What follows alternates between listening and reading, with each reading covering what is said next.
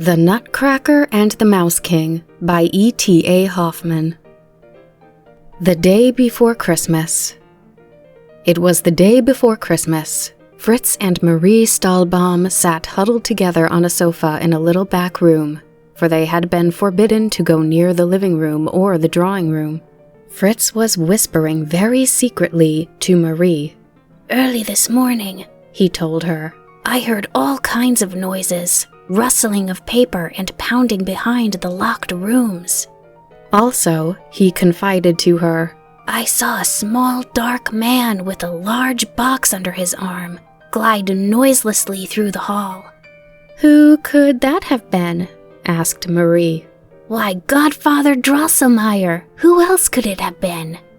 At this, Marie clapped her little hands for joy and exclaimed, "Oh, what kind of beautiful toy can it be that Godfather has made for us this year?"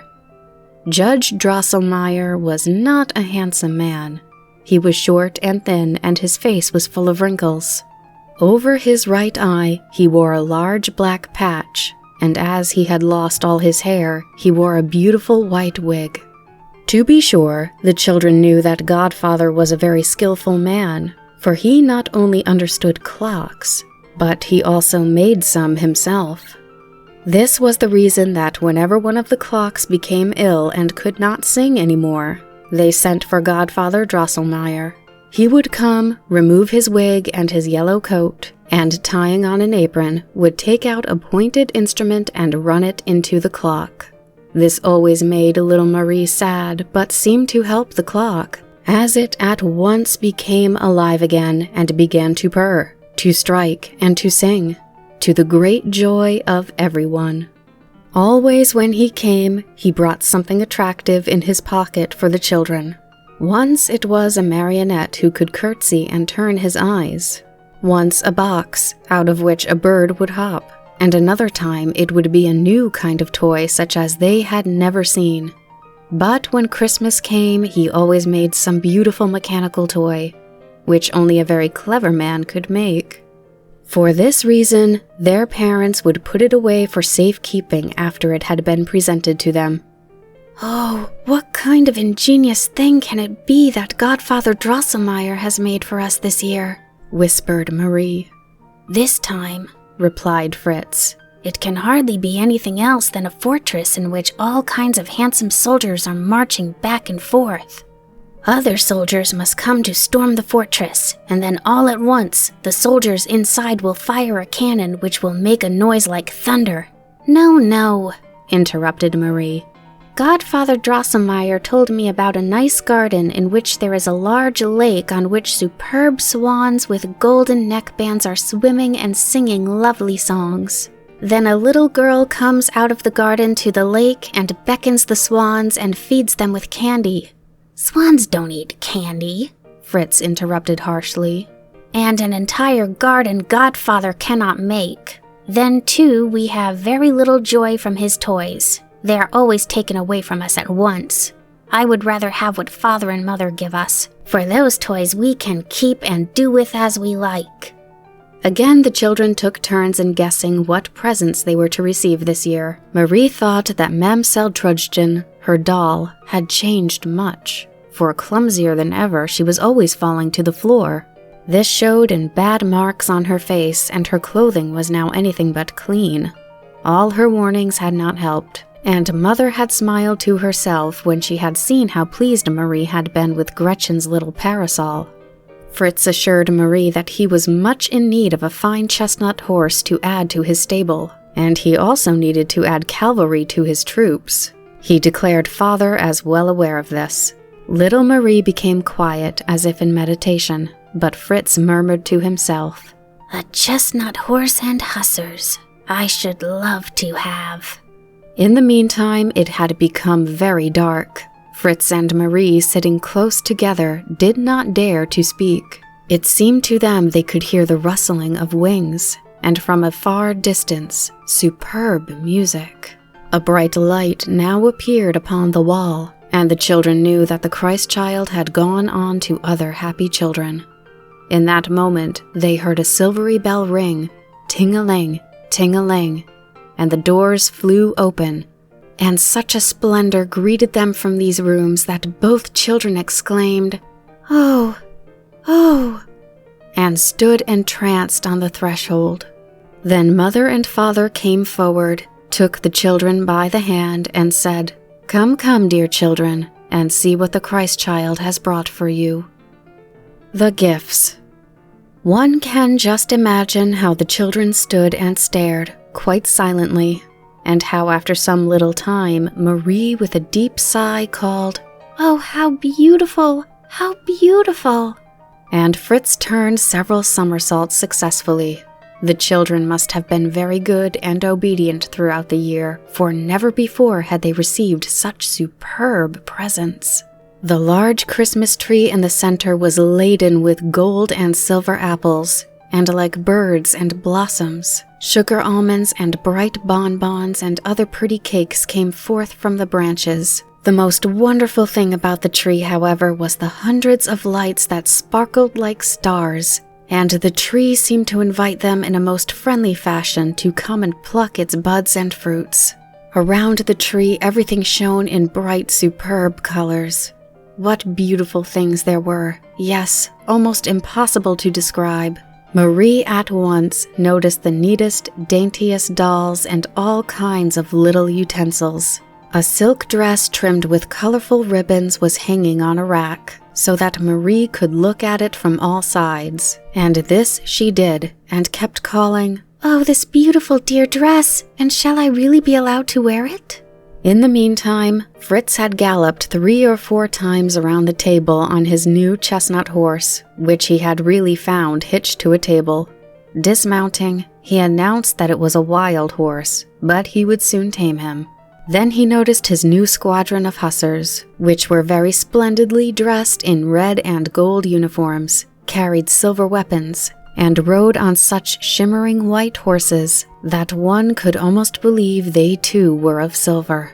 Just as the children had quieted down a little, they espied open picture books and were looking at them when the bell rang again. They knew now that Godfather Drosselmeyer would present his gifts, and hurried to the table near the wall. The screen behind which he had been hiding such a long time was quickly removed, and what may we suppose they saw? On a green lawn with many bright flowers stood a large castle that had mirror windows and gold towers. A chime of bells could be heard ringing.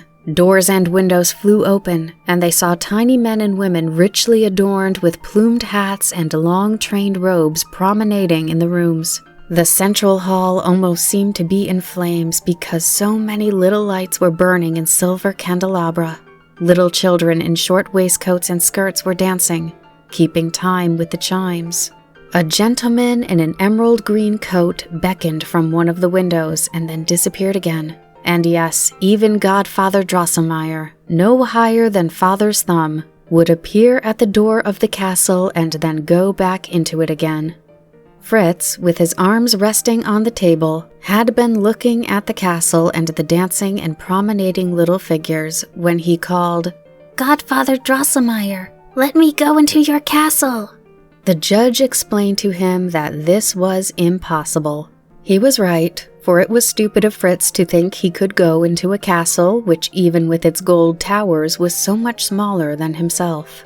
Of course, Fritz could understand this.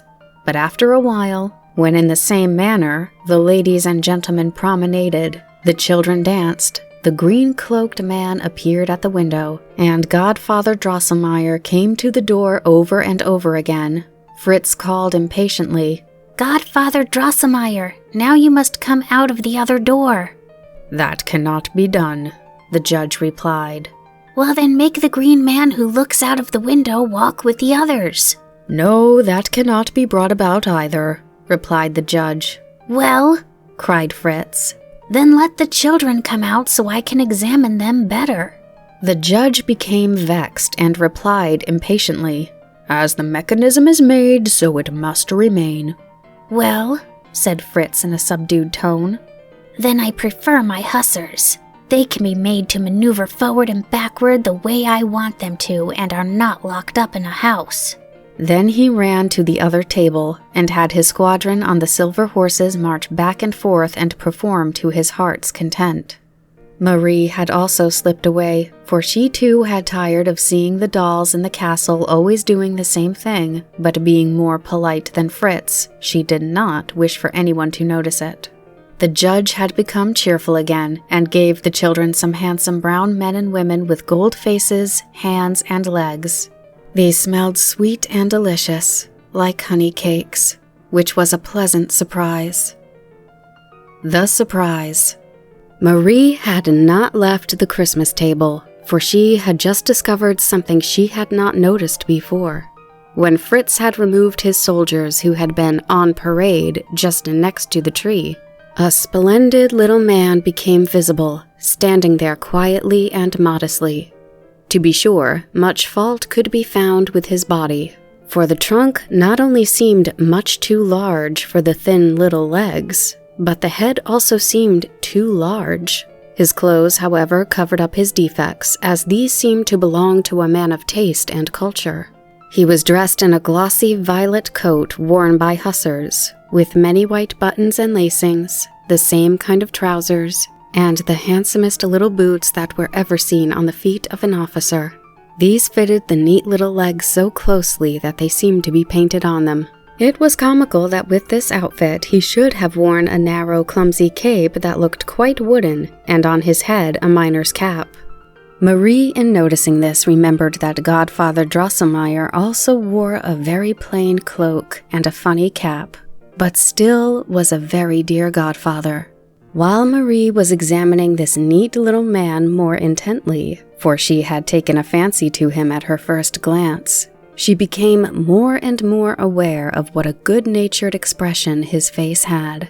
From his light green eyes, a little too large and protruding, nothing but friendship and goodwill shone forth. Around his chin, the little man wore a most becoming, well-cared-for beard of white cotton, which made more noticeable the jolly smile on his lips. "Oh, Father," Marie called suddenly, "to whom does this darling little man belong who is leaning against the tree?"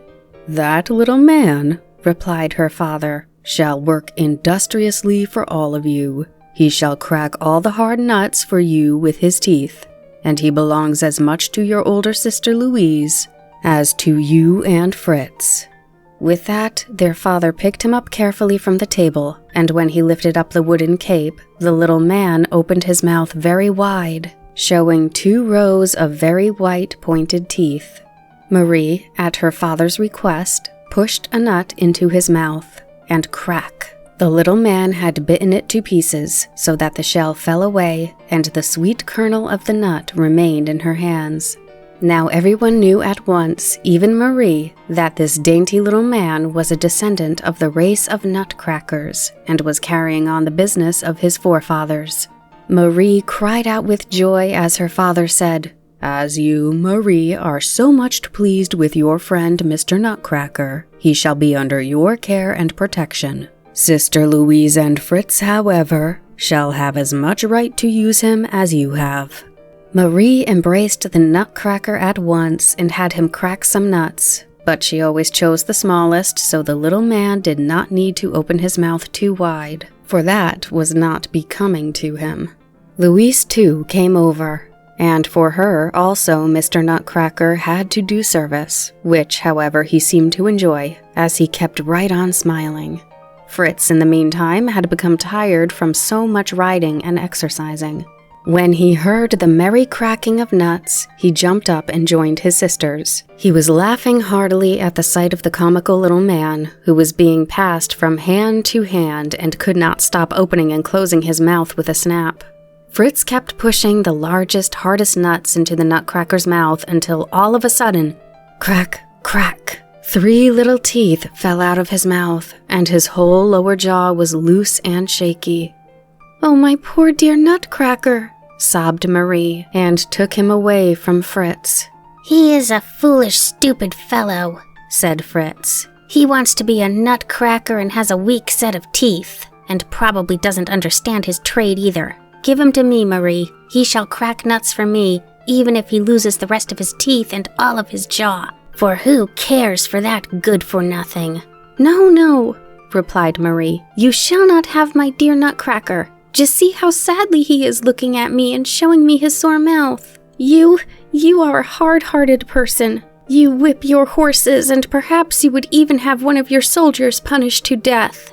"That has to be. You don't understand," called Fritz. "But the Nutcracker belongs as much to me as to you, so give him to me." Marie began to cry violently and quickly wrapped the sick Nutcracker in her little handkerchief. The parents came forward with Godfather Drosselmeyer. "I have expressly placed the Nutcracker under Marie's protection," said the father, "and as I see that he needs it very much at this time, she shall have full power without anyone else having anything to say about it. I am much astonished at Fritz that he should require further service from someone who became ill while serving him. He ought to know that one never places a wounded soldier in rank and file." Fritz was much ashamed, and without paying any more attention to Nuts or Nutcracker, crept over to the other side of the table where his hussars, after posting strong sentinels on guard, had moved into their night quarters.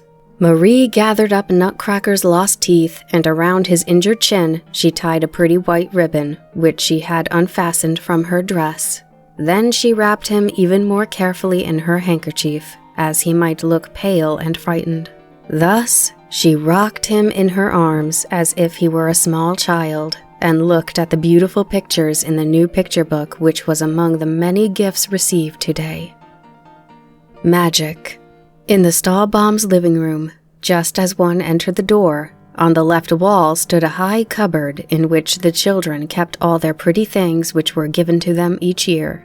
Their father had this cupboard made by a very skillful cabinet maker, who had used such clear glass and had arranged everything in it so cleverly that all the gifts looked brighter and lovelier in it than when one held them in one's hands. On the upper shelf, inaccessible to Marie and Fritz, stood Godfather Drosselmeyer's mechanical toys, and the shelf just below it contained their picture books. The two lower shelves Fritz and Marie used for whatever they wanted. It usually happened, however, that Marie used the lower space as a home for her dolls, while Fritz used the shelf above it as barracks for his soldiers. That was what happened today also, for while Fritz was setting up his hussars above, Marie had taken out Mamselle Trudchen and had moved the new, beautifully dressed doll into the well-furnished rooms and had invited herself to tea and cakes. The room was certainly well furnished, and any other child would have been happy to possess such a little flowered sofa, such charming little chairs, such a dear tea table, and above all, such a bright brass bed in which the most beautiful dolls could rest. All of this stood in the corner of the cupboard, the walls of which were papered with gay-colored pictures. In this room, the new doll, whose name was Mamselle Klöschchen, could feel much at home. It was almost midnight, and Godfather Drosselmeyer had been gone for a long time, and still Fritz and Marie could not come away from the cupboard, although their mother was urging them to go to bed. "It is true," called Fritz. "The poor hussars also want to rest, for while I am here, not even one dares to nod. I am certain of that." With that, he departed, and Marie was begging, "Just a little while longer. Let me stay here, Mother, as I have several things to attend to, and when they are done, I will go to bed at once." As Marie was a sensible and obedient child, her mother could leave her with her playthings without worrying about her. To guard against her being so engrossed in the new doll that she might forget the lights, her mother extinguished all those around the cupboard and left burning only the lamp that was suspended from the ceiling in the middle of the room, which gave a soft, mellow light. "Go to bed soon, dear, or you will not be able to get up in time tomorrow morning," called her mother as she went into her bedroom. As soon as Marie found she was alone, she began to do things so dear to her heart. She still had the injured Nutcracker in her arm, wrapped in her handkerchief, and now she laid him carefully on the table, unwrapped him, and looked after his wounds. Nutcracker was very pale, and he smiled so sadly that Marie became sad herself. "Oh, Nutcracker," she whispered, "do not be angry that Brother Fritz hurts you so. He did not mean to do it, but he has become a little hard-hearted through his being so much with rough soldiers. But aside from this, he is a very good boy, I can assure you. Now I will nurse you until you are well and happy again. I shall ask Godfather Drosselmeyer to replace your teeth and set your shoulder, as he understands how to do such things." When she pronounced the name of Drosselmeyer, she noticed that her friend, the Nutcracker, drew down his mouth, and his eyes seemed to sprout green sparks. Just as she was about to be surprised, however, she noticed that the Nutcracker had the same honest face again, with the same sad smile, and she concluded it must have been the draft that made the lamp flicker, which had so changed his face.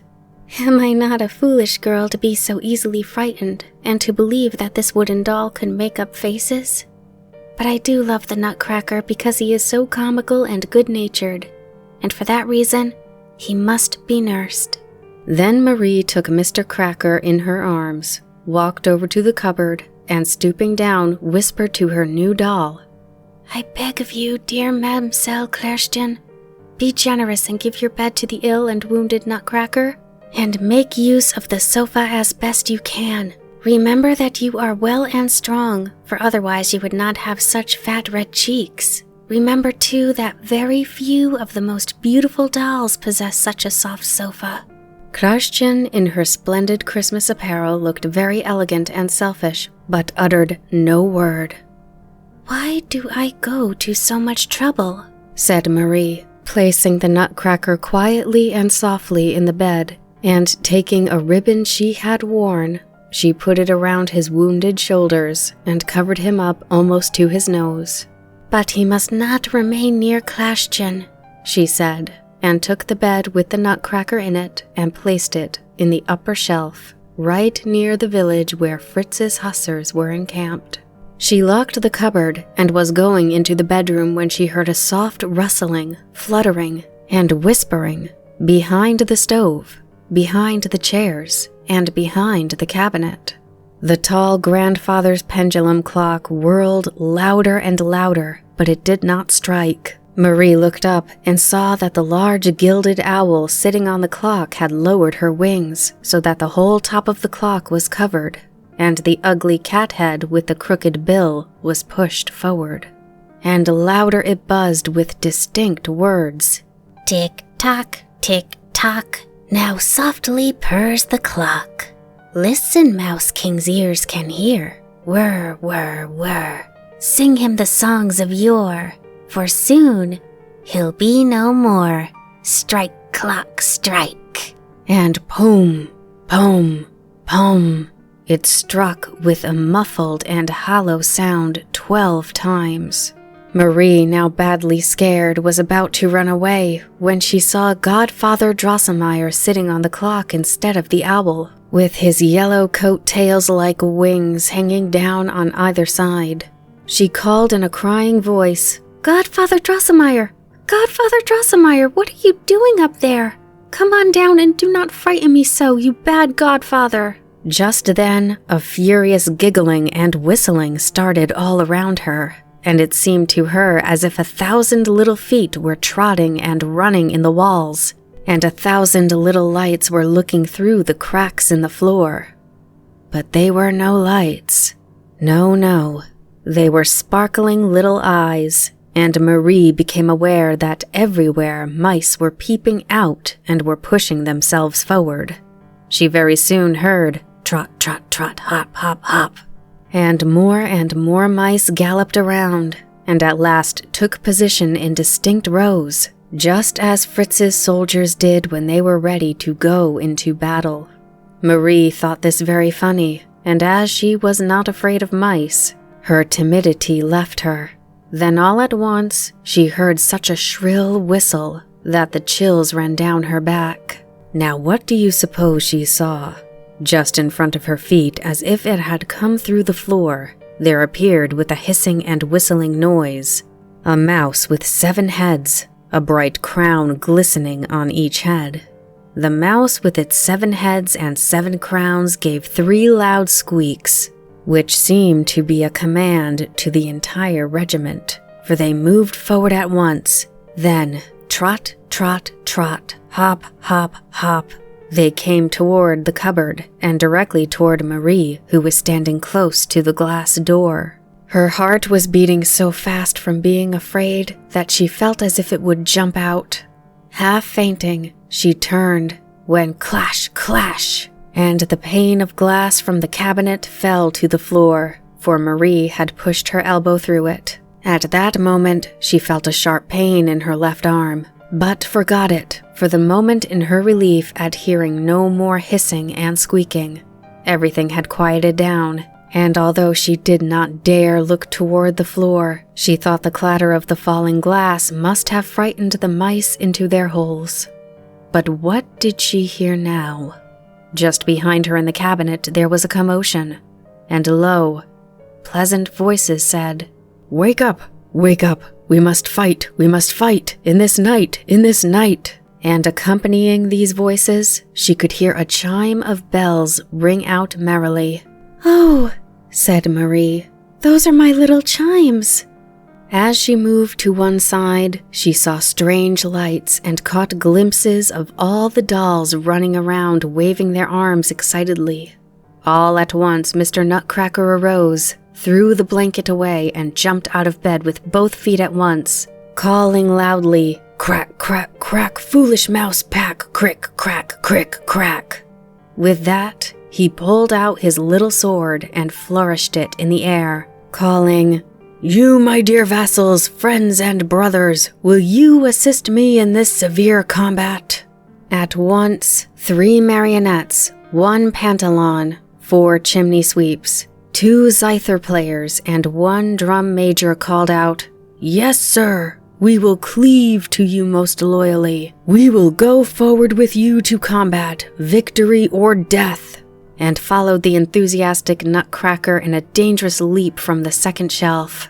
Yes, they could easily follow, for not only did they wear clothes of silk and velvet, but inside they were made of cotton and sawdust and fell down like bags of wool.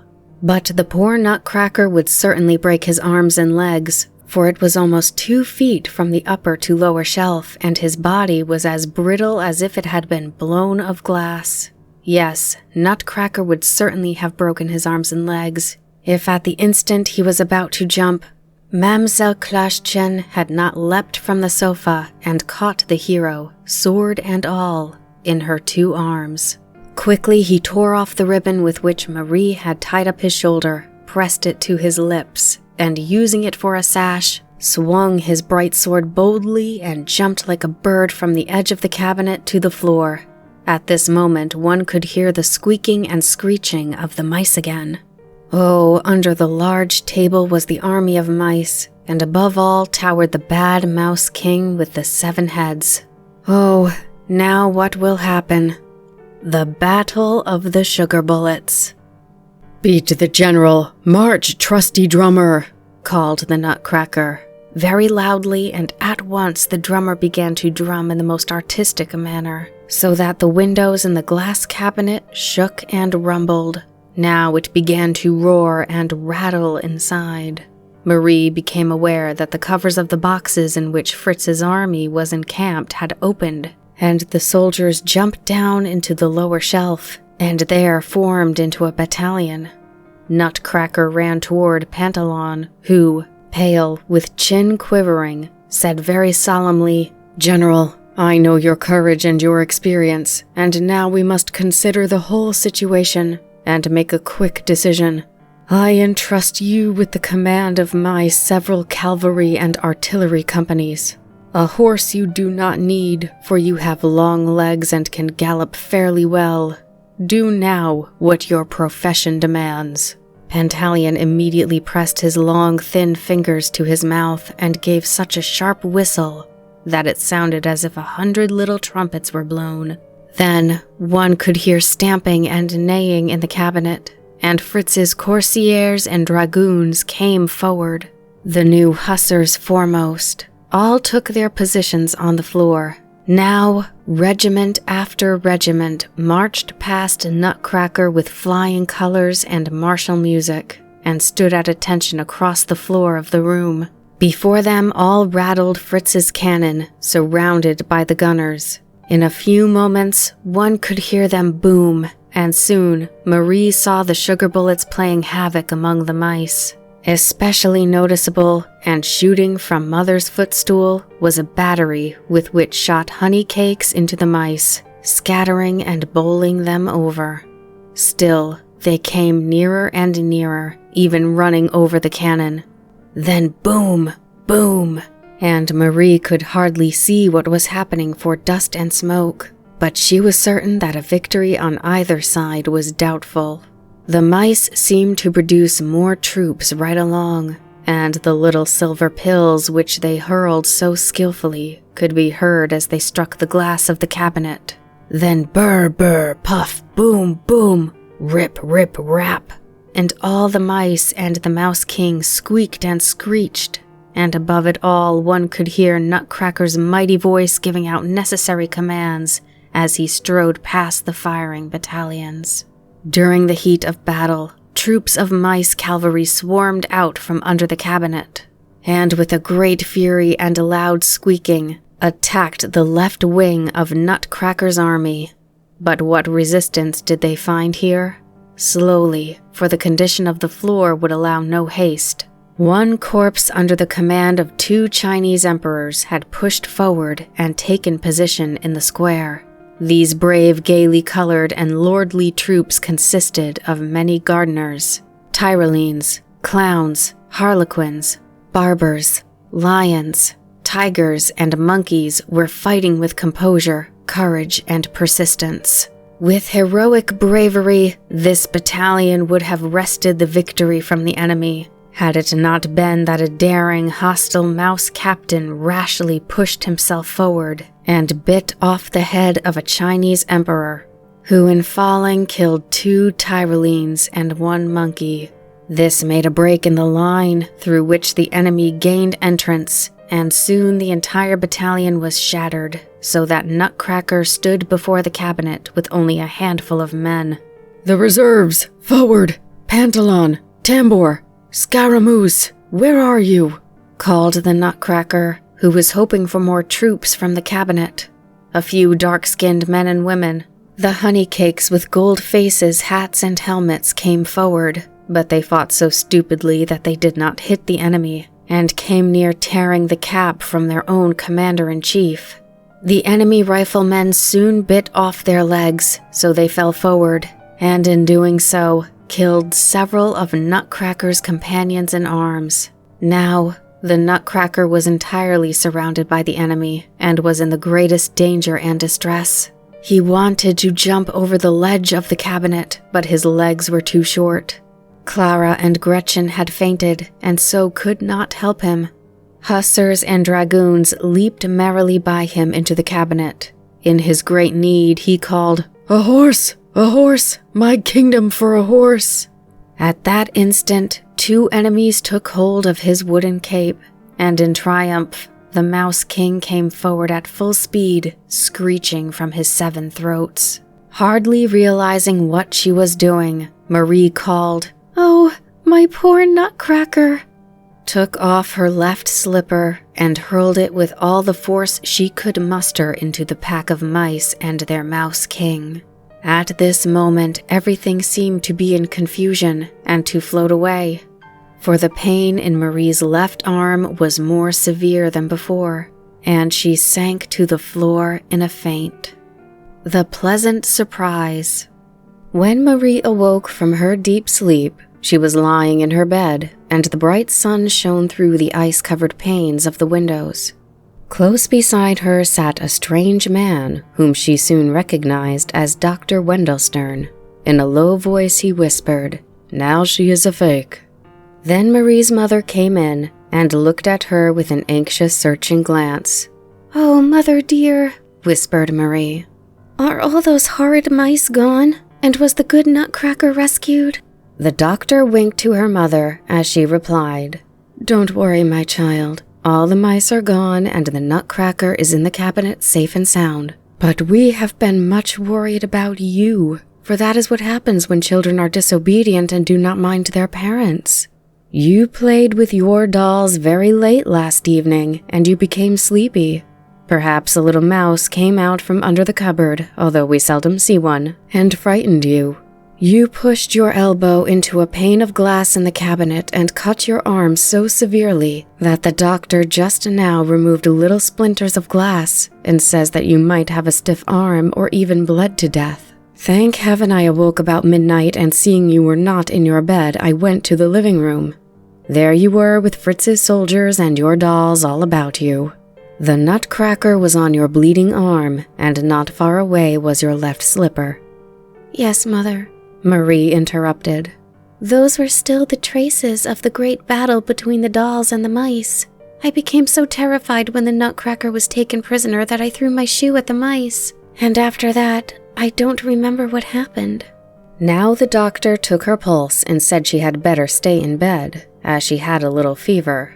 Thus she had to remain in bed several days, and the time passed very slowly, for she couldn't play or do much. Only at twilight her mother would come in and sit with her and tell her lovely stories. Just as her mother had finished the story of Prince Farkarden, the door opened and Godfather Drosselmeyer entered with the words, "Well, I really wanted to come myself and see how Marie is and how her injured arm is getting on."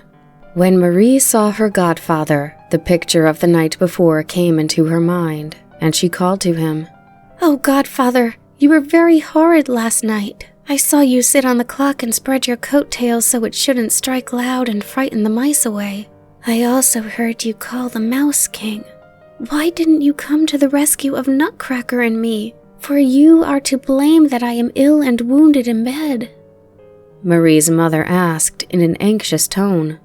"Why, what is the matter, Marie?" Godfather, however, made up faces and said in a snarling voice, "Strike, clock, strike. Pendulum goes click, clock. Hick and honk, honk and hink. Tick, tock, tick, tock." Marie looked at the Godfather Drosselmeyer with staring eyes, for he looked uglier than ever, swinging his right arm backward and forward as if he were a marionette. She might have been afraid of Godfather if her mother had not been present and if Fritz, who had sneaked in, had not interrupted with loud laughing. "Oh, you are too comical today. You remind me of my Jack-in-the-Box. I grew tired of him and threw him behind the stove."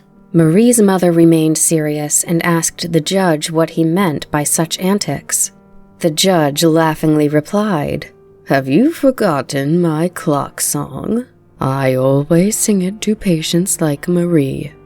With this he sat down close to Marie's bed and said, "Do not be angry with me that I didn't at once put out the 14 eyes of the Mouse-King.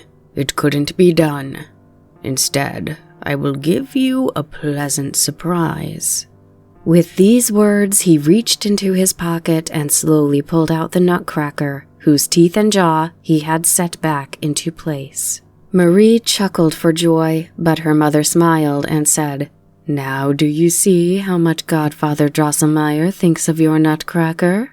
You must confess, however," the judge interrupted Mrs. Stahlbaum, "that the Nutcracker's body could be improved upon, and that his face can hardly be called handsome.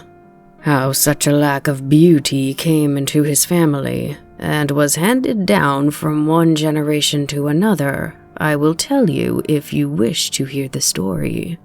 Perhaps Marie knows the story of Princess Perlipat, the witch Mouse-Rinks, and the skillful watchmaker."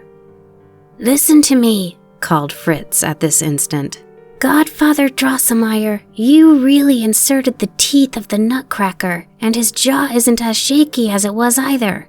But why has he no sword? Why didn't you fasten one to his belt?" "Oh," replied the judge rather impatiently, "you always have to find fault and criticize, boy. What concern of mine is Nutcracker's sword? I have cured his body. He can himself see where he finds a sword." "That is true," replied Fritz, If he amounts to anything, he will see to it that he gets some weapons. Well, Marie, the judge continued, tell me, do you know the story of the Princess Pirlipat? No, I don't, replied Marie. Do tell it, will you please? I hope, Judge, said Mrs. Stahlbaum, that your story will not be as full of scares as those you usually tell. Indeed not, Mrs. Stahlbaum, replied the judge. On the contrary, this story I am about to tell is full of fun. Oh, begin, dear godfather, the children called, and the judge told the Fairy Tale of the Hard Nut. Pirlipat's mother was the wife of a king, and therefore a queen, and Pirlipat herself a princess. The king was very joyful when his beautiful daughter was born. When he saw her lying in the cradle, he danced around her and called, "Oh, has anyone ever seen a more beautiful child than my little Pirlipat?" All the members of his staff, his prime minister, and his generals replied, "Never." It was not to be denied, for it was a fact, that since the world stood, there had probably been no beautiful child than Princess Pirlipat. Her face looked as if it were woven of lily white and faint pink silk flakes. Her eyes were azure blue. Her curly hair resembled gold thread. With all that, Pirlipat had brought 2 rows of pearly teeth with her when she came into the world. Everyone was happy. Only the queen seemed restless and anxious, and no one knew why. It was especially noticeable that she had someone watch Pirlipat's cradle all the time. In addition to the doors being guarded by sentinels and 2 nurses at the cradle, she had 6 nurses sitting around the room night after night. But what seemed too foolish for words, each of the 6 nurses was obliged to hold on her lap a cat which was to be petted all night so it would purr continually. It is impossible to guess why Pirlipat's mother ordered all these arrangements, but I know why, and I will now tell you. Once upon a time, many kings and princes were gathered at the court of Pirlipat's father, and they had a brilliant entertainment. Many tournaments, comedies, and court balls were given. The king, in order to impress the court with his wealth, and wishing to make a good levy from the crown treasury, produced an entertainment such as had seldom been seen. As he had been told by the chief steward that the court astronomer had appointed this time for preparing meats, he ordered a huge banquet and invited all the kings and princes to a bowl of soup in order to surprise them with his feast. Then he said very pleasantly to the queen, "You know, dear, how much I like sausage." The queen knew full well what he was suggesting, for it was his wish that she should oversee the preparation of this sausage. The chief steward was ordered to deliver at once the gold sausage utensils and silver casseroles to the kitchen. A large fire of sandalwood was started. The queen put on a damask apron, and soon the savory odor of the sausage and soup met one's nostrils. Even to the council chamber this smell found its way, and the king, out of sheer delight, sprang up and, "With your permission, gentlemen," he rushed into the kitchen, embraced the queen, and stirring something into the kettle with his gold scepter, returned to the council chamber. Right now was the important moment when the pork was to be cut into little squares and fried on silver broilers. The ladies of the court withdrew, as the queen wished to do this work alone in order to show her affection and respect for the king. But just as the pork was beginning to fry, she heard a fine, low voice whisper, "Give me some of the pork sausage, sister. I want to feast also. I too am a queen. Give me some pork." The queen knew at once that it was Mrs. Mouserinks, the Mouse Queen, who was speaking. Mrs. Mouserinks had been living in the palace many years. She declared that she was related to the royal family, and that she was queen of Mousedom, and had a large household under the hearth. The queen was a good and generous woman, and while she did not wish to acknowledge Mrs. Mouserinks as queen and sister, she was glad to bestow some of the pork on this day of feasting, and she replied, "Come out, Mrs. Mouserinks, and I will give you some of my pork." Then Mrs. Mouserinks leaped merrily onto the hearth, and taking the squares of pork very daintily into her little paws, ate one after the other as the queen gave them to her. But all at once, Mrs. Mouserinks' aunts, uncles, and cousins came forward, as well as her 7 sons who were naughty rascals, and jumped into the pork, so that the queen could not defend herself and was much frightened. Luckily, the Lord High Stewardess just then appeared and chased away the unwelcome guests, so that there was a little pork left. This the court mathematician, who was called for the purpose, divided very artfully into all of the sausages. Drums and trumpets sounded, and the princes and dukes came to the feast in gala attire, some on white horses, others in crystal coaches. The king received them with the greatest cordiality and graciousness, and then clad in crown and scepter, took his place as sovereign at the head of the table. When the liver sausage was presented, however, one could see how very much disappointed the king was, for he became paler and paler. He lifted his eyes to heaven. He sighed and sighed as if he had a severe pain. When the blood sausage came, however, he sank sobbing and crying into the back of his armchair, put both hands before his face, and moaned and lamented. Everyone rose from the table. The king's physician tried in vain to take the unhappy king's pulse, but a deep, nameless sorrow seemed to rack him. At last, after much urging and the use of strong remedies, the king seemed to recover somewhat, and he murmured, "Not enough pork." Then the queen came forward, threw herself at his feet, and murmured, "Oh, my poor unhappy husband, how you have suffered! But here you see the guilty one, and here belongs the punishment. Oh, it was Mrs. Mouserinks with her 7 sons and all her cousins and relations who ate all the pork." And then the queen fainted. The king jumped up in rage and called, "Chief Stewardess, how did this happen?" The chief stewardess related all she knew, and the king decided to take revenge on Mrs. Mouserinks and her family who robbed him of his pork. The privy councillor was sent for, and it was decided to institute proceedings and take possession of her estate. The king, however, was of the opinion that in the meantime she could still be eating his pork, and suggested that the matter be settled by the court clockmaker.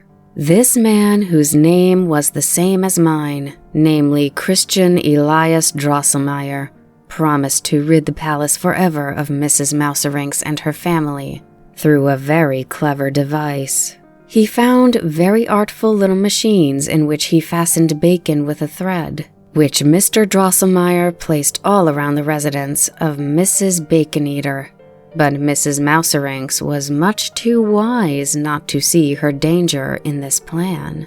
In spite of all her warning and pleading, not being able to resist the sweet smell of the fried bacon, her 7 sons, as well as many of her relatives, went into the little machines.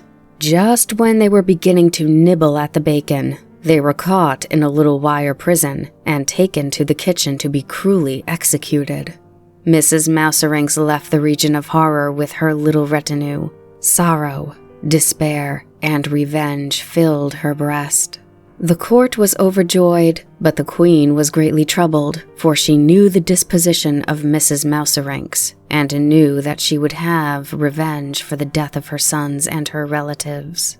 In fact, just when the queen was preparing a special dish for the king, Mrs. Mouserinks appeared to the queen and said, "My sons, my cousins, and my relatives have all been killed. Be careful, Madam Queen, that the Mouse Queen does not bite your little princess to pieces. Be very careful." The queen became so terror-stricken that she burned the favorite dish she was preparing for the king. thus for a second time, making the king angry. But this is all of the story tonight. Next time, more. No matter how much Marie, who had her own ideas about the story, begged him to continue, Godfather Drosselmeyer would not be persuaded to continue, but arising said, "Too much of anything is poor policy. Tomorrow we will continue." Just as he was passing through the door, Fritz called, "Tell me, Godfather, is it really true that you invented the mouse traps?" "Why do you ask such foolish questions?" called his mother. But the judge smiled and replied, "Am I not a skillful watchmaker, and could I not invent a mouse trap?" Continuation of the fairy tale of the hard nut. "Now you know full well, children," continued the judge the next evening, "why the queen was guarding the beautiful Princess Pirlipat so carefully. Must she not live in constant fear that Mrs. Mouserinks would carry out her threat and return to bite the princess so she would die? Drosselmeyer's traps were of no use against the wise and crafty Mrs. Mouserinks. The astronomer of the court, who was also astrologer and reader of stars, advised that only the family of Tomcat Purr was capable of keeping Mrs. Mouserinks away from the cradle. So it was ordered that each of the nurses should hold on her lap a son of this family, and by petting and stroking him, lighten his labors and make his services more bearable. But once upon a time, when it was already midnight, one of the head nurses, who sat close to the cradle, suddenly awoke from a deep sleep. Around her, everyone seemed to be in deep slumber. No purring, only dead silence. But what do you suppose the head nurse saw? Right in front of her was a very ugly mouse, standing on her hind feet, and with her head reclining on the face of the princess. With a cry of fright, the head nurse jumped up. Everybody was alert in a moment, but in that instant, Mrs. Mouserinks, for the large mouse in the cradle of little Parapat was no one else, ran to the corner of the room. All the counselors plunged after her, but too late. She had disappeared through a crack in the floor. Pirlipat awoke at the noise and began to cry most dolefully. "Thank heaven," cried the nurses. "She is alive." But how great was their sorrow when they looked at the princess and saw how the beautiful child had been changed. Instead of the golden-haired, white and pink little cherub face, they saw a small, thick head on a misshapen, twisted body. The azure blue eyes had been altered to green, protruding and staring ones, and her little mouth now extended from ear to ear. The queen was beside herself with misery and distress, and the walls of the king's study had to be padded, for he ran his head again and again against the wall and cried in a most distressed voice, "Oh, what an unhappy father I am." Now he could realize that it would have been better to have eaten the sausage without the pork, and to have paid no attention to Mrs. Mouserinks and her tribe under the hearth. But he placed all the blame on the court clockmaker, Christian Elias Drosselmeyer of Nuremberg. For that reason he gave command that if Drosselmeyer could not, within 4 weeks, restore the princess to her former condition, or at least to find a way in which this could be accomplished, he would have to put him to death by the disgraceful way of the executioner's axe. Drosselmeyer, though much alarmed, sought aid in his art and his good fortune, and began his first operation, which he deemed most necessary. He took the princess all apart, unscrewed her hands and feet, and viewed the inner structure of her body. And there, to his sorrow, he found that the older little Pirlipat would become, the more ungainly she would appear. Now he was at his wit's end, for what to do he did not know. He very carefully put the princess together again and sank down heartsick near her cradle, which he had been forbidden to leave. 4 weeks had gone by. Yes, it was Wednesday, when the king with angry eyes looked into the room and proclaimed threateningly, waving his scepter, "Christian Elias Drosselmeyer, if you do not find a remedy for the princess, you must die." Drosselmeyer wept bitterly, but Princess Pirlipat very contentedly cracked nuts. It was the first time that the clockmaker had noted Pirlipat's unusual appetite for nuts, and in particular he noted the teeth with which she had been born. In fact, directly after her change, she had cried incessantly until a nut was given to her. This she cracked, ate the kernel of it, and then became quiet. "Oh, wise son of nature," cried Christian Elias. "You show me the gate to this secret. I will knock, and you will open." He at once begged permission to have an interview with the court astronomer, and was led to him in care of his guards. Both men embraced with tears in their eyes, as they had become firm friends. They entered a private room and began to read book after book dealing with many mysteries. Night overtook them, and the court astronomer looked at the stars, and began, with the help of Mr. Drosselmeyer, who also understood the art, to cast the horoscope of Princess Pirlipat. It was most difficult, but at last, what joy! It was clearly to be seen that in order to break the spell of the enchantment which had made her so ugly and deformed, and bring back her former beauty, it was only necessary that she should eat the sweet kernel of a Krakatuk nut. A Krakatuk nut has such a hard shell that a 48-pound cannon could drive over it without cracking it. This hard nut must be cracked by a man who had never been shaved and who had never worn boots. He must do this in the presence of the princess, and he must pass the nut to her with closed eyes. Only after he had gone backwards 7 steps, without stumbling, was he allowed to open his eyes. 3 days and 3 nights these men had worked without ceasing, and the king was at his dinner on Saturday when Drosselmeyer, who was to have been beheaded on Sunday morning, entered full of joy and loud rejoicing, and told of the remedy they had discovered which would bring back the lost beauty of the princess. The king joyfully embraced him and promised him a sword set with diamonds, 4 medals, and 2 new Sunday coats. "Immediately after dinner we will begin," the king stated in a very friendly way. "You must be certain, my friend, that the young man who has never shaved and never worn boots will be at hand with the nut Krakatuk. Do not let him have any wine beforehand, so he will not stumble when he walks backward like a crab, for he will have all he wants afterwards." Drosselmeyer was much confused at the speech of the king. With fear and trembling he informed the king that while the remedy had been found, it was now necessary to find the nut Krakatuk, as well as the young man who would crack it with his teeth, and that there was some doubt whether Nut and Nutcracker could be found. "Then the order that you are to be beheaded will stand," roared the king, and swung his scepter over his head. It was fortunate that the king had just partaken of a delicious dinner and was in a good humor, and therefore ready to listen to the entries of the queen in Drosselmeyer's behalf. She took courage to inform the king that Drosselmeyer's problem had been to find the remedy, and that he had accomplished this. The king said he called this quibbling, but at last concluded that the clockmaker and astronomer were to go forth at once and return with the nut Krakatuk in their possession. The man to crack the nut was to be procured by advertising in various papers, both at home and abroad. Here, the judge refused to go on with the story, but promised to conclude it the next evening. Conclusion of the fairy tale of the hard nut. The next evening, as soon as the candles had been lighted, the judge continued his story. The clockmaker and astronomer had been away 15 years without finding a trace of the nut Krakatuk. Where they had been and what curious things had happened to them I could talk about for weeks, but I shall not do so.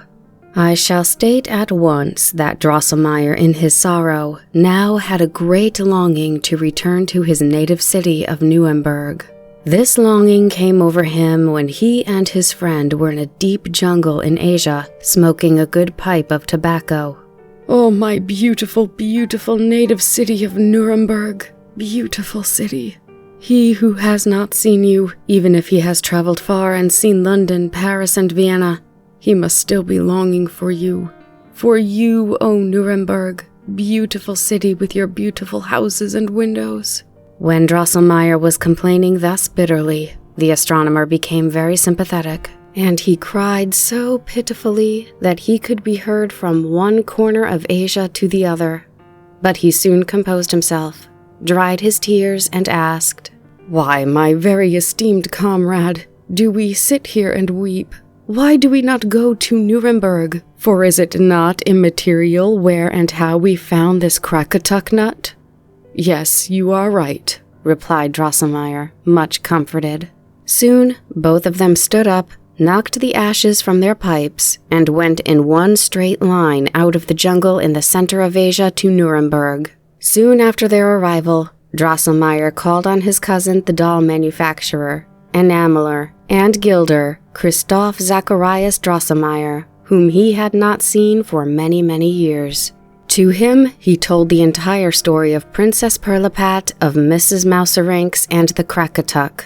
The doll carver threw up his hands again and again in great astonishment and called out, "Oh, cousin, cousin, what wonderful things you are telling!" Drosselmeyer related his adventures on his far journey, how he had lived 2 years with the Date King, how insolently the Almond Count had refused to see him, how he had, without success, applied for help to the Society for the Study of Natural Philosophy. In short, how all his efforts had ended in failure, and he had not even found a trace of the nut Krakatuk. While he was telling the story, Christoph Zacharias snapped his fingers several times, turned around on one foot, held his breath, and cried, "Yes, yes! Unless I am much mistaken, I have it." With this, he threw his hat and his wig into the air for joy, and exclaimed, "Cousin, cousin, you are saved, for I am quite certain I myself own this Krakatuk nut." Thereupon, he brought out a box from which he took a gold nut of average size. "See," he said, showing the nut to his cousin. "This nut has a peculiar history. Many years ago at Christmas time, a strange man appeared with a bag of nuts which he desired to sell. Just in front of my doll booth, he placed his bag on the street in order to defend himself from the blows of the native nut seller who was trying to drive him out. In that moment, a heavily loaded wagon drove over the bag, cracking all the nuts except one. This nut, the stranger, smiling mysteriously, offered to sell me for $1 of the mint of 1720. I thought this rather queer, but finding such a piece of money in my pocket, I bought the nut and gilded it, not knowing really why I had paid so much for it." There was no doubt about the cousin's nut being the long-sought Krakatuk nut, especially when the court astronomer who had been called scraped the gold from the nut, and there found the name carved in the shell in Chinese letters. The joy of the travelers was unbounded, and the cousin was the happiest man under the sun. Drosselmeyer assured him that his fortune was made, for in addition to a pension, he would see to it that he would in the future receive free of charge all the gold he needed for gilding. The travelers had already donned their nightcaps and were going to bed when the astronomer said, "My dear comrade, luck never comes singly, and I believe that we have not only found the nut Krakatuk, but also the young man who shall crack it with his teeth and present the beautifying kernel to the princess. I mean the son of your cousin. No, I cannot sleep," he continued, much excited, "but shall at once this night cast the young man's horoscope." With that, he removed his nightcap and at once began his search. The cousin's son was sure to be a tall, well-built young man who had never been shaved and never worn boots. It was true that for several years during Christmas time he had been a puppet, but no one would have been able to detect this in the least. He had been educated through his father's efforts. At Christmas time, he wore a handsome red coat with gold braid, carried a sword, his hat under his arm, and had his hair dressed after the latest fashion with a hairnet. Thus he appeared very handsome in his father's booth, and cracked nuts for the young girls. That is why they called him Little Nutcracker. The next morning, the astronomer embraced his friend and called with joy, "He is the one. We have found him. Only we must pay attention to 2 things. First and foremost, you must prepare for your admirable nephew a stout wooden braid of hair, which is so connected with the lower jaw that he can receive a sharp jerk with it. Secondly, we must keep it a secret in the town that we have brought the young man with us who can crack the Crackatuck nut. In fact, it must appear as if he arrived much later. I am reading in the horoscope that if a number of men break their teeth in trying to crack the nut without success, the king will give as a reward to the young man who succeeds and thus restores her, the princess herself, in marriage, and will name the young man as his successor. The doll carver was highly pleased with the idea that his son should marry the Princess Pirlipat and become prince and king, and therefore gave the matter entirely into the keeping of the travelers.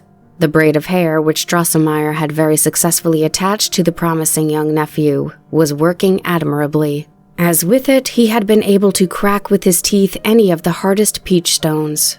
As Drosselmeyer and the astronomer had at once reported the findings of the nut to the court, all preparation for their reception were made.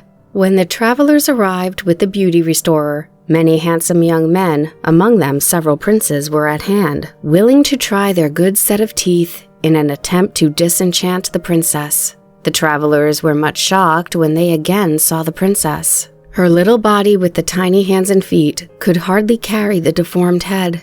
The ugliness of the face was increased by the white cotton beard which had grown around her mouth and chin. Everything happened as the astronomer had read in the horoscope. One foolish prince after another broke his teeth and hurt his jaw without being able to help the princess in the least. And when one, nearly fainting, was handed to a dentist, he murmured, "That was a hard nut." After the king, in the anguish of his heart, had offered the princess as well as his kingdom to the one who succeeded in disenchanting the princess, the well-behaved, gentle young Drosselmeyer presented himself at court and requested that he be allowed to try his luck. After greeting the king and queen, and especially the Princess Pirlipat, most politely, he received from the hands of the chief toastmaster the nut Crackatuck. He put it at once into his mouth, gave a jerk to his braid, and crack, crack, the shell of the nut broke into many pieces. He very cleverly cleaned the nut from the fiber which surrounded it, and with a very low curtsy, handed it to the princess, after which he closed his eyes and walked backwards. The princess swallowed the nut at once, and oh, such a miracle! Gone was the deformity, and in her place stood a beautiful angelic young girl, with a face like peaches and cream and azure eyes. Her curly hair looked as if it were gold thread. Trumpets and kettle drums could be heard amid the sounds of joy of the people. The king and his entire court were hopping and dancing, just as they did when Pirlipat was born, and the queen had to be restored with eau de cologne, for she had fainted from joy and delight. The great rioting and noise confused young Drosselmeyer, who had not completed his 7 steps. But he bravely continued and was just putting back his right foot for the 7th step, when squeaking and whining Mrs. Mouserinks arose from the floor. The young man who was about to put his foot down stepped upon her, and stumbling almost fell down. Oh, misfortune! All at once the young man was just as deformed as the Princess Pirlipat had been. The body was shrunken and could hardly support the large misshapen head with its protruding eyes and its broad gaping mouth. Instead of his braid of hair, he wore a narrow wooden cape which controlled the lower jaw. The clockmaker and astronomer were afraid something might happen to them when they saw Mrs. Mouserinks injured on the floor. But her wickedness was not to remain unpunished, for young Drosselmeyer had stepped on her neck so severely with the sharp heel of his shoes that she was mortally wounded. When Mrs. Mouserinks was about to die, she squeaked out, "Oh, Crackatuck, hard nut, from which I now must die. Nutcracker soon will pass away. My son with the 7 crowns will repay, and avenge his mother. Oh, life is so full of joy, from you I must depart. Oh, peril of death. Squeak." With this cry, Mrs. Mouserinks departed this life and was taken away by the king's official stove tender. No one had paid attention to young Mr. Drosselmeyer, but the princess reminded the king of his promise, and he at once gave orders to have the young hero appear on the scene. When, however, the unfortunate man with his deformity stepped forward, the princess covered both her eyes and said, "Away, away with that ugly nutcracker!" and soon the court-martial took hold of him by his little shoulders and pushed him through the door. The king was furious that he should have expected to have a nutcracker for a son-in-law. He blamed it all upon the stupidity of the clockmaker and astronomer, and had them expelled from the court. The horoscope with which the astronomer had cast in Nuremberg had not shown this, but he was determined to seek further happenings in the stars, and here he claimed to find that young Drosselmeyer would behave so well in his new environment that in spite of his deformity, he would become prince and king. His misshapen body could disappear only when the seven-headed son of Mrs. Mouserinks, who was now the Mouse-King, should be killed by him, and when a lady should love him in spite of his deformity. We are told that it came to pass that young Drosselmeyer was seen at Christmas time in his father's booth as Nutcracker, but also was seen as a prince. That is the fairy tale of the hard nut, and now you know why so many people say that was a hard nut to crack, and why nutcrackers are usually so ugly. And thus, the judge closed his story. Marie thought that the Princess Pirlipat was unkind and ungrateful, but Fritz assured her that if the Nutcracker was as brave as he pretended to be, he would conquer the Mouse-King, and thus soon regain his former fine figure. In a week's time, Marie was well again, and could dance around the room as usual. In the cabinet, everything looked beautiful. New glistening trees, flowers, houses, as well as shining dolls stood there. First of all, Marie again found her beloved Nutcracker, who was smiling at her from the second shelf with perfectly sound teeth. As she was looking at her favorite with great joy, she became frightened, for she remembered the story that Godfather Drosselmeyer had told about the Nutcracker and the quarrel with Mrs. Mouserinks and her son. She was now satisfied that her Nutcracker could be no one else than the young Mr. Drosselmeyer from Nuremberg, the very pleasant nephew of her godfather, who, alas, had been bewitched by Mrs. Mouserinks. There was no doubt about it that the skilled watchmaker at the court of Pirlipat's father was no one else than Judge Drosselmeyer himself. In fact, she was quite certain of this when she listened to the story. "But why didn't your uncle help you?" Marie asked, as she became more and more impressed with the idea that the battle she had witnessed was to save the kingdom and crown of the Nutcracker.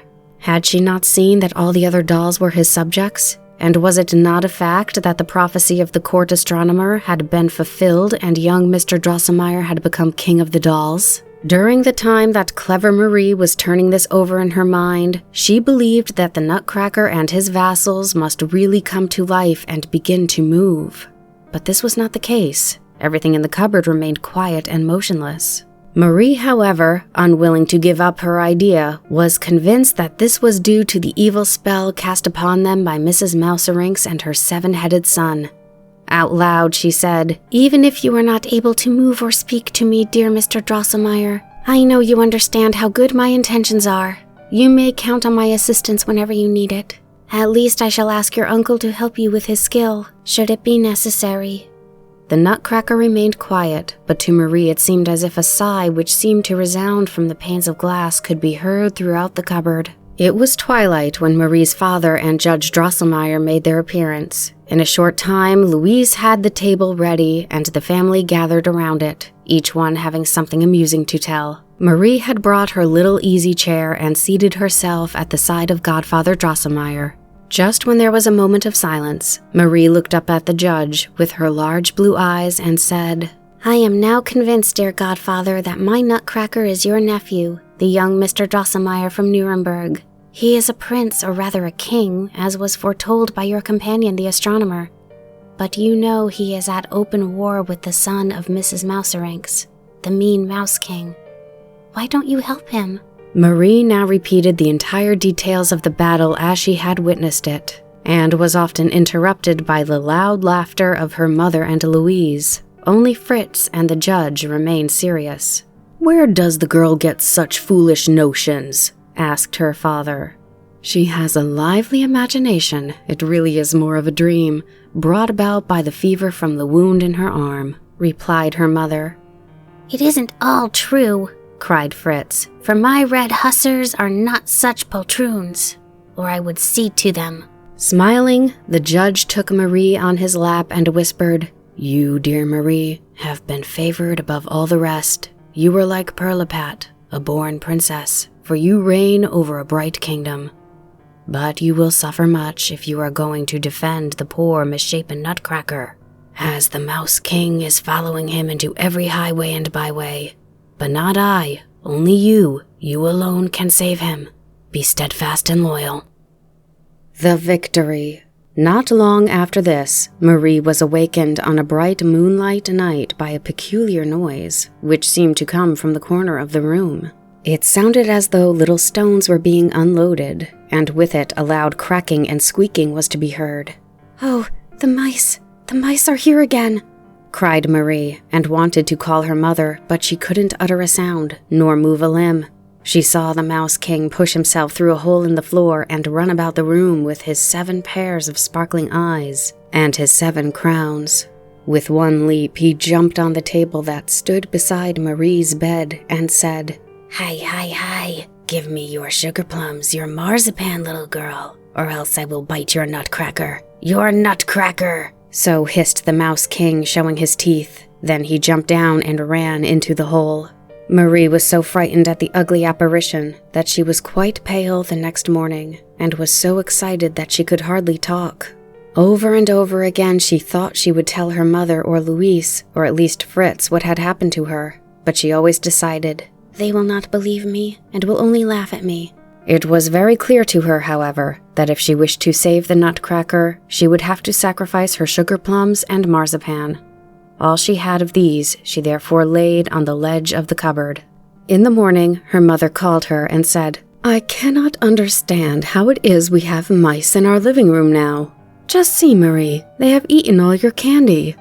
It was really so. All the candy was gone except a few pieces for which the greedy Mouse-King evidently did not care. They were nibbled at and had to be thrown away. Marie did not grieve about this, however, as she was overjoyed at believing she had saved her Nutcracker. But lo and behold, the following night, close to her ear, there was the same squeaking and hissing. Oh, the Mouse-King was there again, and his eyes sparkled more meanly than the night before, as he hissed through his teeth. "You will have to give me your sugar cookies and your dolls, or I will bite the Nutcracker." And then the mean Mouse-King ran away. Marie was very sad. The next morning she went to the cupboard and looked at her pretty candy dolls. For here was a shepherd with his sheep, a letter carrier with letters in his hand, and 4 pretty couples, nicely dressed young men with especially beautiful girls, were swinging in a Russian dance. Just back of a few dancers were Joan of Arc and a companion. For these Marie cared little, but in the corner was a red-cheeked candy baby, her favorite, and then she burst into tears. "Oh," she called, turning to the Nutcracker, "dear Mr. Drosselmeyer, I will do anything to save you, but it surely is not easy." Nutcracker seemed so grieved when she looked at him that she at once decided to sacrifice all her dolls and again place them on the ledge of the cupboard. She kissed the shepherd and his lambs, and at last also brought out her favorite, the little red-cheeked baby, which she placed in the back row, putting Joan of Arc and her companion in the front row. "Why, this is quite dreadful," cried Marie's mother the next morning. "There must be a large mean mouse in the cupboard, for all of Marie's pretty candy dolls have been nibbled and partially eaten." Marie could hardly keep from crying, but when she remembered that it was to save the Nutcracker, she smiled again. In the evening, Mrs. Stahlbaum was telling her husband and the judge about the havoc that a large mouse was causing in the cupboard. They all seemed to think that there should be some way to get rid of it. "I know how," said Fritz. "The baker next door has a fine tomcat. I will get him up here and he will soon put an end to such a mouse, even if she is Mrs. Mouserinks or her son the Mouse-King." "Yes," replied his father, "and he will jump on every chair and table and break glasses and cups and cause much damage." "Oh, I don't think so. The baker's cat is a very clever fellow, and I only wish I could balance on the edge of the roof the way he does." "No cat at nighttime, please," called Louise, who had an aversion for them. "Of course, we can set up a trap. Haven't we one in the house?" "Godfather Drosselmeyer can make one for us," called Fritz. "He is the inventor of them." Everybody laughed at this, and upon the assurance of Mrs. Stahlbaum that there was no mouse trap in the house, the judge at once had one brought from his home. Fritz and Marie now had lively recollections of their godfather's fairy tale of the hard nut, and when the cook fried the bacon, Marie said to Dora, Madam Queen, you had better be on your guard against Mrs. Mouserynx and her family. Fritz, however, drew his sword and said, I would show them if they came near. But everything above and below the hearth remained quiet. When the judge fastened the bacon in the trap and very cautiously placed the trap in the cupboard, Fritz called, You had better be very careful, Godfather Watchmaker, that the Mouse-King will not play some tricks on you. The next night, Marie was much more excited. Something icy cold was tapping on her arm, and there was something rough against her cheek which squeaked and hissed in her ear. It was the mean Mouse-King sitting on her shoulder with his teeth grinding and grating. He hissed into her ear. She was unable to move for fright. Hush, hush, I will not go in the house. Give all you have, your picture books, your dresses, or you will have no peace. For you must know Nutcracker will be bitten. Hi, squeak, squeak. Now Marie was filled with sorrow and distress. She looked pale and anxious the next morning. Her mother, thinking Marie was grieving about her dolls and also afraid of the mouse, said, Do not worry, my dear child. We will get rid of the ugly mouse. If the trap does not catch this mouse, we will take Fritz's advice and get the baker's tomcat. As soon as Marie found herself alone in the living room, she went at once to the cupboard and sobbing said, Oh, my dear Mr. Drosselmeyer, what can I, poor unhappy girl, do for you? Even if I give my picture books and my very pretty dress which Santa brought for me, for the Mouse-King to gnaw on, will he not at last want to bite me? What shall I do now? What shall I do? When Marie was thus lamenting, she noticed that a spot of blood had remained on the neck of the Nutcracker since that eventful night. She took him carefully from the shelf and began to rub the spot with her handkerchief. But she could hardly believe her senses, for when she was rubbing, she felt the Nutcracker coming to life in her hand. Quickly she returned him to the shelf, and then his little mouth quivered and he whispered, My dear Marie, loyal friend, how much I owe to you. No picture book, no Christmas dress shall you sacrifice for me. Just produce a sword, and leave the rest to me. Here he became speechless, and his sad expressive eyes again were lifeless. Marie was no longer afraid. In fact, she was overjoyed, for now she knew a remedy that would help the Nutcracker without any more painful sacrifices on her part. But where should she get a sword for the little fellow? Marie decided to confide in Fritz, and as their parents were away, and they were alone in the living room, she again told him the whole story and asked his advice about saving the Nutcracker.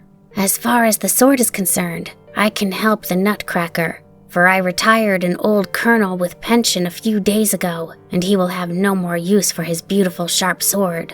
Fritz at once brought forth the colonel from the corner of the third shelf where he was apparently enjoying his pension, relieved him of his silver sword, and fastened it on the Nutcracker. Being much afraid, Marie could not go to sleep the following night. About midnight, she thought she heard queer noises in the living room. All at once, she heard a squeak. The Mouse-King! The Mouse-King! Called Marie, and sprang badly scared out of bed. Everything was quiet, but soon she heard a knocking on the door and a low voice whispered, Dear Miss Stahlbaum, you can safely open the door. I have good news. Marie recognized the voice of young Mr. Drosselmeyer, slipped into her dress, and quickly opened the door. There stood the Nutcracker with the bloody sword in his right hand, and in his left, a candle.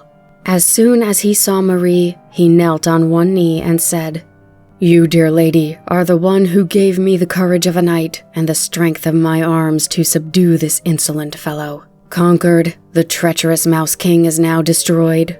Will you, dear lady, accept from the hand of your devoted knight, yours until death, the proof of victory? With this, the Nutcracker slipped from his arm the 7 golden crowns of the Mouse-King and handed them to Marie, who was delighted with the gift. Nutcracker then stood up and continued, Oh, Miss Stahlbaum, what wonderful things I could show you at this moment when I have subdued my enemy. If you would favor me and follow me a few steps. Oh, favor me and come, dear lady. The Kingdom of the Dolls.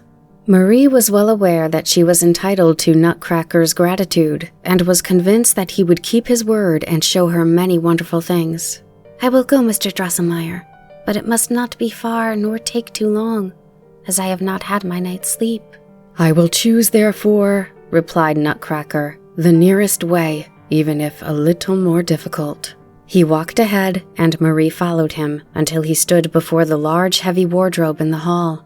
Marie was astonished to see that the door of this cupboard, which was usually securely locked, stood open, and she could distinctly see her father's traveling fox furs hanging in front. Nutcracker climbed very skillfully up the ledge and onto the molding, in order to reach the large tassel which was fastened to a heavy cord on the back of the fur coat. When Nutcracker gave a jerk on the tassel, a dainty flight of cedar wood chips came down through the sleeve. "Will you be good enough to go up?" called Nutcracker. Marie did as she was asked, but had hardly gone through the sleeve and looked out at the collar, when a blinding light met her view and she found herself in the center of a meadow, heavy with fragrance, from which millions of sparks were shining forth like glittering diamonds. "We are now in the Candy Meadow," said Nutcracker, "but we shall soon pass out through that gateway." Now Marie became aware of a beautiful gate arising a few steps from them in the meadow. It seemed to be built of white, brown, and pink-speckled marble, but when she came nearer, she saw that the entire mass was baked out of sugar, almonds, and raisins. "For this reason," Nutcracker explained, "it was known as the Almond Raisin Gate." On a protruding gallery of this gate, seemingly of barley sugar, 6 little monkeys in red waistcoats were producing beautiful music. Soon, Marie was surrounded by the most delicious fragrance, which came from a nearby forest. In the dark foliage, there was so much that was sparkling and glistening that one could see quite distinctly gold and silver fruit hanging on brightly colored stems. The trunks and branches were adorned with ribbons and flowers, like a bridal couple and their merry guests. And when the orange perfume floated like waves, the branches and the leaves murmured, the tinsel crackled and rustled like joyful music, to the accompaniment of which the sparkling lights were skipping and dancing. "Oh, how beautiful it is here!" cried Marie. She was so happy and delighted. "We are in the Christmas forest, dearest Fräulein," said Nutcracker. "Oh, if only I could stay here a little while," said Marie. "It is so lovely." Nutcracker clapped his little hands, and immediately appeared some shepherds and shepherdesses, hunters and huntresses, who were so delicate and white that they seemed to be made of pure sugar. They brought forth a most lovely feudal chair of solid gold, laid a white glossy cushion on it, and very politely invited Marie to recline on it. Scarcely had she done so when the shepherds and shepherdesses danced a graceful ballet for which the hunters whistled. Then they all disappeared in the shrubbery. "You will pardon," said Nutcracker, "that the dance was such a failure, but these people are all tightrope walkers and can only do the same thing over and over again. There is also a reason for the music being so weak. The pastry hangs just above their head in the Christmas tree, but too high to reach. Shall we not walk on?" "Oh, how beautiful and charming it is here. It certainly delights me," said Marie, getting up and following Nutcracker, who had gone ahead. They walked along a murmuring brook, from which a delicious fragrance seemed to come, filling the entire forest. "It is the Orange Brook," said Nutcracker when questioned. "But except for its fragrance, it does not compare with Lemonade River, which, like it, flows into Almond Milk Lake." In fact, Marie soon heard a louder splashing and rippling and saw the broad Lemonade River, proudly threading its course in cream-colored waves through the green, glowing shrubbery. A refreshing cool air, which strengthened chest and heart, arose from this water. Not far away, a slow, dark yellow stream was quietly wending its fragrant way. On its shores, pretty little children were catching plump fish, which they ate at once. In the distance on this river, Marie could see an imposing village. Houses, churches, barns were all dark brown, covered with golden roofs, and many walls were colorfully decorated that it looked as if colored candies had been used in their construction. "That is Sugar Cookie Village," said Nutcracker, "which lies on Honey River." The people living there are very handsome, but they are usually cross, for they suffer from toothache, and for that reason we will not stop there at present." Just then, Marie noticed a little city with gaily colored transparent houses, which looked very attractive. Nutcracker went toward it, and Marie heard a hilarious noise and saw thousands of neat little people unpacking high-loaded wagons in the marketplace. The cargo looked like bright-colored papers and slabs of chocolate. "We are in Bonbonville," said Nutcracker, "and a cargo has just arrived from Paperland and from the Chocolate King. The poor bonbon houses were in great danger lately, as they were attacked by an army of gnats, and that is the reason they are now covering their houses with the gifts from Paperland, and building trenches supported by slabs from the Chocolate King. But dear Fräulein Stahlbaum, we must not loiter in these villages, but visit the capital of this country." Nutcracker hurried forward, and Marie, full of curiosity, followed. In a few moments, the air was filled with the fragrance of roses, and everything was tinged with a rosy hue. This, Marie noticed, was the reflection from a crimson lake, the waves of which were flowing along in silvery pink, while splashing and murmuring beautiful tunes. On this shimmering water, silver-white swans with gold neckbands were swimming, and they joined in the melody, singing the most tuneful songs, while fishes, like diamonds, could be seen leaping up and down in this crimson water, as if taking part in the merriest dance. "Oh," cried Marie, "that is the lake that Godfather Drosselmeyer was going to make for me, and I am the little girl who is going to feed the swans." Nutcracker smiled ironically, which Marie had never seen him do before, and replied, "Your godfather could never produce anything like this." The candy capital. Nutcracker again clapped his little hands, and at once the crimson lake murmured loudly, and the waves splashed higher, and in the distance Marie saw a gaily colored opulescent shell wagon sparkling with all sorts of gems and drawn by 2 dolphins with golden scales. 12 little boys with caps and aprons woven from the feathers of hummingbirds leaped to the shore and carried first Marie and then the Nutcracker over the waves into the wagon, which then glided over the lake. Oh, how glorious it was to ride in the shell wagon, surrounded by rose perfume and rosy waves. The 2 gold-scaled dolphins lifted their nostrils and gushed forth high into the air crystal jets of water, and as these fell in rainbow colors, one could hear 2 silver-toned voices saying, "Who swims on the lake so airy? The fairy, the fairy! Bim, bim, little fishes swim, swim. Swans move and sing, and the fairies bring rosy waves. Dash, clash, flash, ever on." The 12 little pages who had jumped on the back of the shell wagon seemed to resent the song of the water, for they shook their parasols so violently that the date leaves from which they were made crackled and sputtered. With that, they stamped their feet and sang, click, clack, forward and back, dancers cannot be slack. Fishes, swans, bestir yourself, drone, shell, wagon, drone, click, clack, forward and back. "These pages are very merry people," said Nutcracker, "but if we keep on, they will drive the whole lake into rebellion." It was true, for soon one could hear a deafening noise of wonderful voices coming from the air and water. Marie was not disturbed, however, as she saw only charming girls' faces smiling at her from the waves. "Oh," she cried, clapping her hands. "Oh, look, dear Mr. Drosselmeyer. There is Princess Perlipat smiling at me. Oh, look, look." Nutcracker, however, sighed rather sadly and said, "That is not Princess Perlipat. That is yourself. Always your own face that smiles from each rosy wave." In that moment, the 12 pages picked her up and carried her to the shore. She found herself in a green thicket, which seemed more wonderful than the Christmas forest, for everything sparkled and glistened. Especially marvelous was the rare fruits of the strangest color and fragrance hanging on the trees. "We are in the Confetti Grove," said Nutcracker, "and over there is the capital." What did Marie see there? Not only were the walls and towers gay-colored, but the shape of the buildings was different from anything she had seen on earth. Instead of roofs, these houses had dainty braided crowns, and the towers were decorated with the most delicate foliage she had ever seen.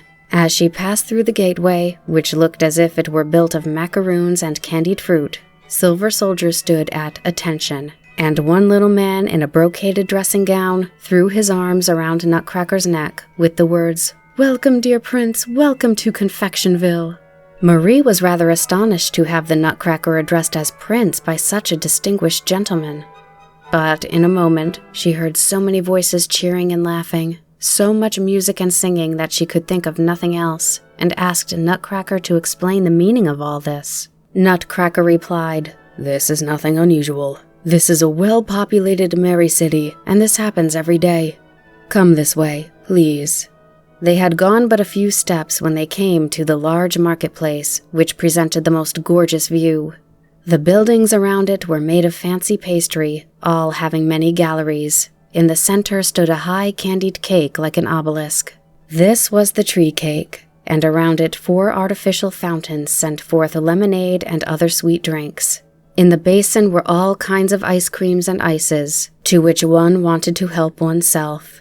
But prettier than all this were the little people, who were there by the thousands, moving in great throngs, shouting, laughing, and joking. In short, they produced the uproar that Marie had heard from a distance. Here were handsomely dressed ladies and gentlemen, Armenians, Greeks, Trollians, officers and soldiers, ministers, shepherds, and clowns. In fact, people of every kind that are found in the world. On one corner, the tumult became louder as the people made way for the great mogul, who was being carried in a palanquin, accompanied by 93 dignitaries of the realm and 700 slaves. It so happened, however, that on the other corner the Fishermen's Guild of 500 were having their procession. The Turkish mogul also just had decided to ride over the market square with 3,000 soldiers. Added to this large troop from the opera came by, who with full band were triumphantly singing, "Up Thank the Mighty Sun," making straight for the cake. There certainly was a pushing, a crowding, and a noisy carrying on. Soon, one heard great cries of distress, for in the crowding a fisherman had knocked off the head of an Indian priest, and the Grand Mogul was nearly run over by a clown. The noise grew louder and louder, and the crowd beginning to be so boisterous that many were fighting, when the gentleman in the brocaded dressing gown, who had greeted the Nutcracker as prince at the gate, climbed up the tree cake. After a very clear-toned bell had rung 3 times, he called 3 times very loudly, "Pastry cook! Pastry cook! Pastry cook!" At once, the noise ceased, and after each procession was again in order, the soiled Grand Mogul had been cleaned up, and the Indian priest's head had been replaced. The noise went on as before. "Why does he call a pastry cook, Mr. Drosselmeyer?" asked Marie. "Oh, Fräulein," answered Nutcracker, "pastry and confectionery have a great power here, as it is believed that with them one can make anything one wants of any person. The little merry people are so afraid of this power that the mere mention of the word will quiet the greatest tumult, which the mayor has just proven to you. No one then thinks of anything earthly, of the blow in his head, or of a black eye, but turns his thoughts inward and says, 'What is man, and what can be made of him?'" Marie could not refrain from a loud exclamation of wonder, for she stood before a palace with 100 towers all lighted with crimson glowing lights. Here and there on the walls were large bouquets of violets, narcissus, tulips, and stocks, the rich colors of which enhanced the white of the building with their pink glow. The large dome of the center building, as well as the pyramid-shaped towers, was strewn with thousands of sparkling gold and silver stars. "Now we are before the Marzipan Castle," said Nutcracker. Marie was speechless before this enchanted palace, but she noticed that the roof of one of the large towers was entirely missing, and that little men standing on a scaffold of cinnamon sticks were trying to restore it. Before Marie could ask for an explanation, the Nutcracker continued. "A short time ago this palace was threatened with a wicked devastation, if not with entire destruction. The giant Sweet Tooth came this way, and quickly bit into the roof of yonder tower, and was nibbling on the dome when the citizens of this city brought him off by giving him as a tribute an entire quarter of the city, as well as part of the grove. This satisfied his appetite, and he went on. At this moment, one could hear soft, low music. The doors of the palace were opened, and 12 pages came out carrying torches of stems of cloves in their little hands. Their heads consisted of 1 pearl, the body of rubies and emeralds, and they walked on feet made of pure gold. They were followed by 4 ladies about the size of Marie's new doll, but so exquisitely dressed that Marie knew at once they must be princesses. They embraced Nutcracker most affectionately and cried in a sad voice, "Oh, my prince, my dear prince, oh, my brother." Nutcracker seemed elated but sad, for he wiped the tears from his eyes, took hold of Marie's hand, and spoke in a formal manner. "This is Fräulein Marie Stahlbaum, who saved my life, the daughter of a very honorable physician. If she had not thrown her slipper at the right time and procured for me the sword of the retired colonel, I would by this time be in my grave, bitten to pieces by that cursed Mouse-King." Turning to Marie, they cried, "Oh, you are like Pirlipat, although she is born a princess in beauty, goodness, and virtue." "No, no," cried Marie. All the ladies cried, "Yes, yes," and embraced Marie, sobbing, "Oh, noble savior of our beloved princely brother." Now the ladies escorted Marie and Nutcracker into the interior of the palace, into a room the walls of which were made of different colored crystals. But Marie liked best of all the dear little chairs, tables, bureaus, and other furniture standing all around, which were made of mahogany and teakwood, decorated with gold flowers. The princess urged Marie and Nutcracker to be seated and said they would at once prepare a meal. They then brought out a quantity of little dishes of all kinds of the finest Japanese porcelain, spoons, knives and forks, a grater, casseroles, and other kitchen utensils of gold and silver. They brought the most delicious fruits and pastries, such as Marie had never seen, and with their dainty white hands prepared the fruit, grated the almonds, pounded the spices, in short, did what was necessary, and Marie could see at once how well they knew how to prepare a delicious meal. In fact, if the truth were known, she was wishing that she might help too.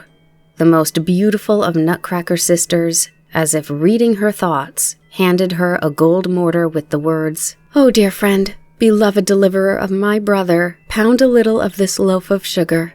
While Marie was merrily pounding in the mortar, sounding as it did, like a pretty tune, Nutcracker began to relate how in the fierce battle between him and the army of the Mouse-King, he was defeated, owing to the cowardice of his own troops, and how the ugly Mouse-King was then about to devour him, when Marie came to his rescue by offering a number of her subjects as tribute. It seemed to Marie that while listening to the story, that Nutcracker's words, yes, even her pounding, were fading away into the distance, and she saw silver gauze, like thin fog curls rising in the air, in which the princesses, pages, Nutcracker, yes, even she herself, were floating. She could hear a queer singing, buzzing, and chirping, which was growing less and less, and then, as if in a cloud, she was going higher and higher and higher, higher and higher. Puff, puff, it went. Marie fell down from this immense height. That was an awful shock. She opened her eyes at once. There she lay in her bed. It was daytime, and her mother was standing by her and said, "How can anyone sleep so late? It is long past breakfast time." "Oh, mother, dear mother," stuttered Marie, and looked around somewhat dazed. "Where have I been? Where did young Mr. Drosselmeyer take me last night? And what wonderful things did I see?" Then she began to tell her story. Her mother looked at her most astonished. When Marie finished, her mother said, "You have had a long and very beautiful dream, my child, but now you must forget it." Marie insisted, however, that she had not been dreaming, but that she had seen it all. Then her mother led her to the cupboard, took the Nutcracker from the 3rd shelf, and said, "How can you insist that this Nuremberg wooden doll would come to life?" "But, dear mother," replied Marie, "I know full well that the Nutcracker is young Mr. Drosselmeyer of Nuremberg, and a nephew of our godfather." At this, Marie's father and mother both burst into hearty peals of laughter. "Oh," said Marie, almost crying, "now you are laughing at my Nutcracker. Dear father and you should have heard how well he spoke of you. For when we arrived at the Marzipan Palace, he introduced me to his sisters, the princesses, and said my father was a most estimable physician." At this, they laughed louder than ever, even Louise and Fritz joining in. Then Marie ran into the other room and brought from her little chest the 7 crowns of the Mouse-King, and handing them to her mother said, "See, dear mother, those are the 7 crowns which young Mr. Drosselmeyer gave me last night as a proof of his victory." Much astonished, they all looked at the little crowns, which were made up of an unknown but very bright metal. The work was so skillful that it seemed almost impossible that human hands could have accomplished it. The doctor, much in earnest, began to ask Marie where she had obtained these crowns, but she insisted she had already told them. And when her father became impatient and said she was not truthful, she burst into tears and said, "There is nothing else for me to tell you." At that moment, the door opened and the judge entered. "Why, what has happened here? Why is my good child crying and sobbing?" he asked. Marie's father told him the story and showed him the crowns. When the judge looked at these, he laughed and exclaimed, "Nonsense, nonsense. Those are the little crowns that years ago I used to wear on my watch chain, and which I gave to Marie on her 2nd birthday. Don't you remember that?" But no one seemed to have any recollection of this, and when Marie saw that they were all friendly again, she ran over to the judge and said, "You know everything, Godfather, and you also know that my Nutcracker is your nephew from Nuremberg, and that he gave me the little crowns." At this, they all became serious and commanded Marie to stop imagining anything more, or she would be punished. Now, of course, Marie could not speak any more of her strange adventure, but the pictures of the fairy kingdom played around her in billowy waves of sweetest ripples and in charming, lovely sounds. She thought about it again and again, so much so that she could sit quietly and not play, and they at last called her a dreamer. Yes, in the Merry Christmas time, children dream wonderful things. And beautiful dreams are also fairy tales, as is this one, of the Nutcracker and the Mouse-King.